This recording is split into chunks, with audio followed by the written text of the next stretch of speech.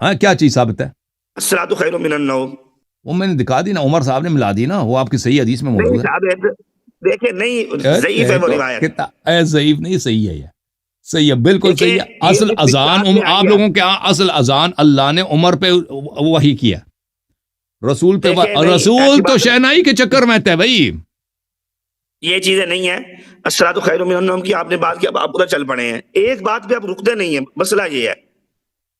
چلیں، میں نے عرض کیا تھا کہ آپ خیر من النوم کرنے جا رہے ہیں نا، میں نے تو اتنی کچھ آپ نے خود کہا تھا. تو میں نے کہا یہ رسول اللہ ہمارے ہاں تو الصلاۃ معراج المومن، ہمارے پاس یہ ہے، نماز مومن کی معراج ہے. الصلاۃ قربان کل تقی، ٹھیک ہے نا، عمود الدین.